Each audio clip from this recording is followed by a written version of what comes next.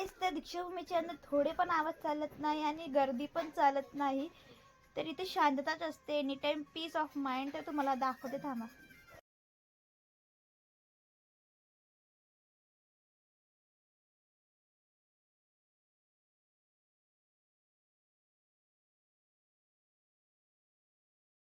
तर तुम्हाला समजलं असेल मी कुठे आली आहे.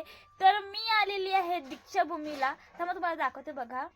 तर मी 26 नोव्हेंबर म्हणजे संविधान दिवसानिमित्त दर्शन घ्यायला आलेली आहे माझ्या फ्रेंड सोबत. खूप छान वाटलं मला दर्शन घेऊन. तर गाईज ही तीच जागा आहे जी जागा अंडरग्राऊंड पार्किंगसाठी खोदलेली होती, पण पब्लिकच्या दबावामुळे ती अंडरग्राऊंड पार्किंगसाठी करता आली नाही, म्हणून ती जागा व्यवस्थित आधीसारखी पुन्हा केलेली आहे.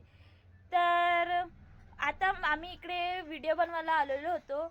आता बघूया, आता तिकडे फ्रेंड्स आहेत, तिकडे जाऊन बघू काय करतात ते लोक. त्यांचं फोटो सेशन चालू होतं, तर बघा काय करतात, त्यांची आवाज बघा ना आता काय करतात ते लोक. तर दाखवूया चला. वरण भात, क्या सीन है. वरण भात, डाळ पोळी, चण्याची भाजी. अरे रे रे रे. रुको जरा सबर करो. आ, आ, आ. तर अशी आहे आमची नागपूरची सुंदर दीक्षाभूमी. कशी वाटली नक्की कमेंटमध्ये सांगा. लाईक कमेंट शेअर करा विसरू नका. जय भीम, नमो बुद्धाय.